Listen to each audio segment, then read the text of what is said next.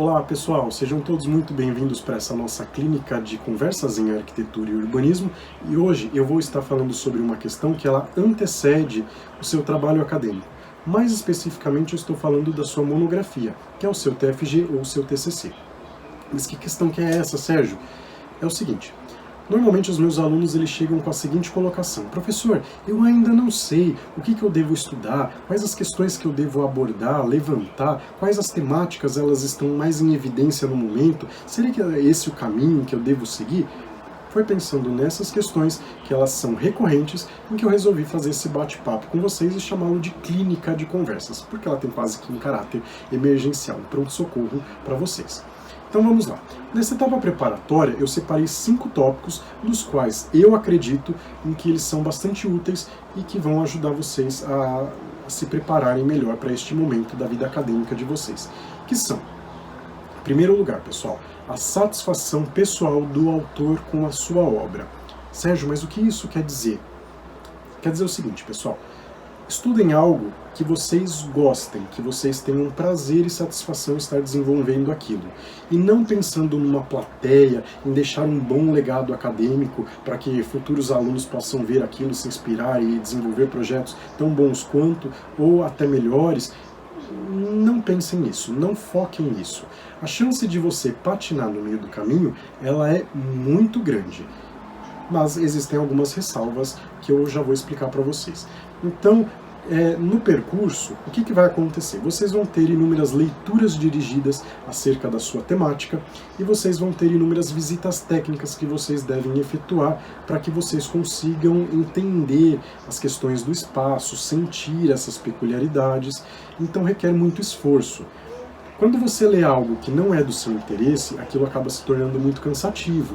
Quando você vai ter que visitar alguma coisa em que não é do seu agrado, você vai passar muito rapidamente por aquele espaço e você não vai conseguir absorver tudo que o autor daquela obra, ou tudo que aquela obra tem a te oferecer.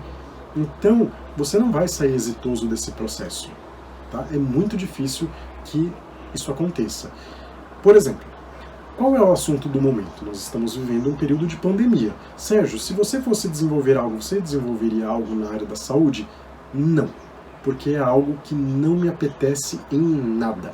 Em nada me agrada esse tipo de temática.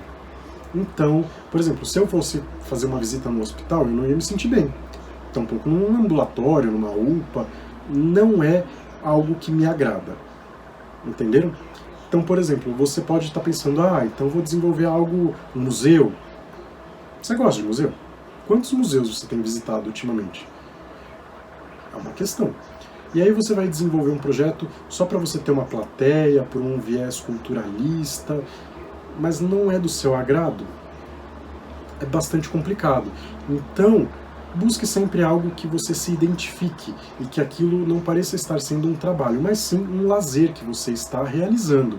Entendeu? Quando você entra nesse fluxo, tudo vai fluir com muita tranquilidade, com muita segurança e é muito leve. Quando você vai no contrafluxo, fazendo um trabalho árduo, se empenhando: não, Sérgio, mas é isso mesmo que eu quero desenvolver algo do momento, porque eu estou almejando um concurso, uma ópera-prima, algo do tipo. Você pode gerar uma frustração ou você pode ser bastante exitoso, mas vai do tamanho do empenho em que você vai dispor para realizar esse seu projeto. Então, cuidado, tem que ter uma boa ponderação aí. A segunda dica seria a complexidade. Cuidado com a complexidade, porque nesse momento a gente gosta de se desafiar, dá um gostinho, né? Bom, assim, a gente fazer algo diferente, algo que é fora daquilo em que a gente projeta no escritório, da nossa rotina, do tradicional. Eu não quero, Sérgio, nesse momento, projetar estabelecimentos comerciais, não estou nem um pouco afim de projetar residências, porque tudo isso eu sei, e você também sabe, que você vai repetir a exaustão durante a sua vida profissional. E esse é a melhor oportunidade que você tem para fazer algo totalmente diferente daquilo que vai se tornar também a sua rotina. Mas você não deve se jogar nesse mar, nessa seara, totalmente no escuro, despreparado e sem sabedoria. Por quê? Elencado a essa segunda dica, existe a terceira, que é o orçamento-tempo. Sérgio, quanto tempo eu tenho para desenvolver meu projeto mesmo? 1 ano. Normalmente é esse o prazo que as universidades elas te dão. Mas um ano, pessoal, não significa necessariamente os 12 meses, como a gente vai fazer o cálculo agora. Porque nos meses de janeiro, julho e dezembro, vocês estão de férias. Entenderam?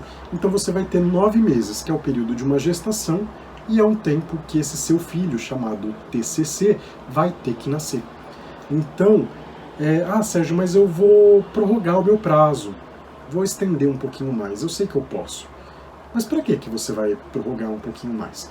A minha experiência como orientador diz exatamente o seguinte: quase todos os alunos em que eles prorrogam, que não seja por uma questão de que eles estão numa graduação sanduíche ou imersos em algum outro processo, dificilmente eles entregam algo de tão melhor qualidade em que eles não entregariam no prazo. Por quê? Porque o fôlego para desenvolver o projeto, ele também acaba. E aí acaba essa questão da primazia do projeto. Você só quer entregar aquilo e você quer se livrar disso, porque já se tornou um fardo, está pesado para você. Então notem, respeitar o orçamento-tempo daquele prazo é uma questão chave, ele é fundamental para que você saia exitoso desse trabalho. Tá? Quanto menos ele se tornar cansativo e maçante, também é melhor para a sua saúde física e mental. Tá certo? Quarto item, pessoal, qual seria ele? O projeto, tomem cuidado, ele é 100% autoral. Como assim, Sérgio, ele é 100% autoral?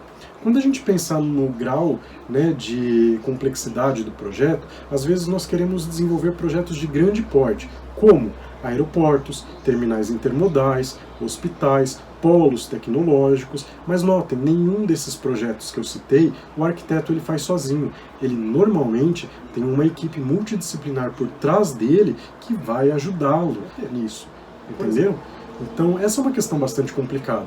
Como que você vai agenciar tudo isso? E aí, pessoal, trabalhos muito rebuscados, eles devem ser evitados. Quinta e última dica que eu tenho para passar para vocês é a seguinte: cuidado com as questões teóricas e conceituais que vocês forem colocar dentro do projeto.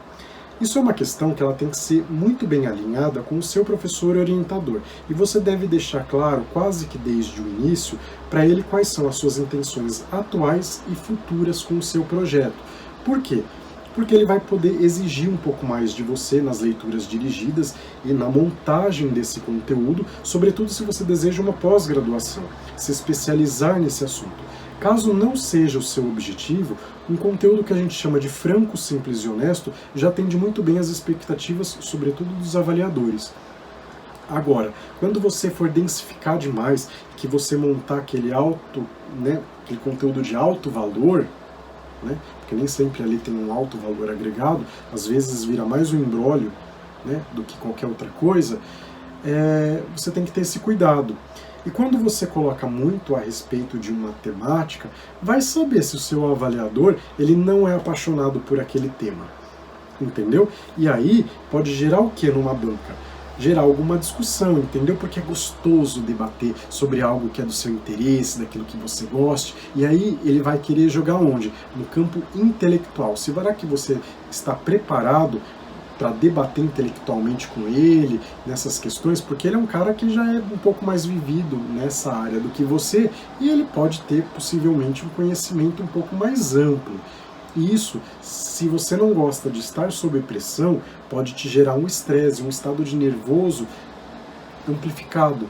E é bom que seja evitado, entenderam? Então, pega leve um pouco, coloque os clássicos da literatura, aquilo que está sendo discutido e apresentado recentemente, e aí isso vai demonstrar que você fez a sua lição de casa como tem que ser feito. Tá? Mas esse aprofundamento, ele não é muito necessário nessa hora, afinal você está saindo um graduando e não um especialista, um expert no assunto.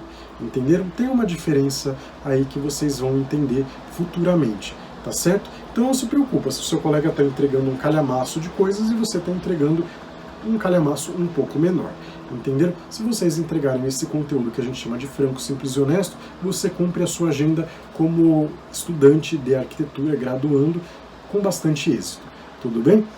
Bom, pessoal, o que eu tinha para passar para vocês nessa microaula, nesse debate aqui que a gente teve, era isso.